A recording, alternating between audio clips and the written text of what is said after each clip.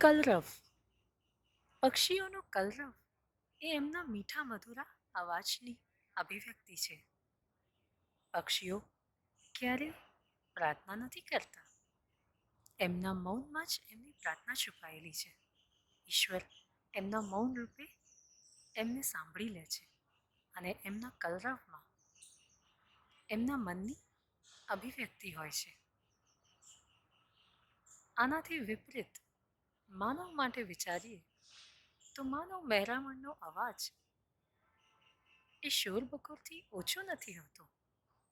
માનવ પક્ષીઓની સરખામણીમાં ક્યાંય પાછો પડે છે. માનવ જ્યારે પણ શોરબકોર કરે છે ત્યારે એ પોતાનાથી જ દૂર જતો રહે છે. વહેલી સવારે પક્ષીઓનો કલરવ સાંભળવા માટે બહુ ધ્યાન નથી આપવું પડતું અને ધ્યાન ધરવા માટે આપણા અસ્તિત્વના દરેક પળને માણવું એ બહુ જ જરૂરી બની જાય છે.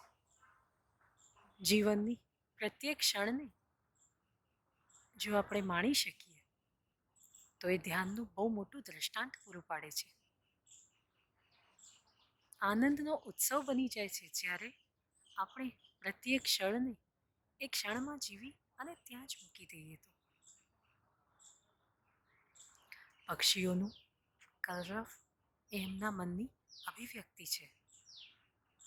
એમાં એમની સંવેદના પણ છે અને મનોવેદના પણ છુપાયેલી છે.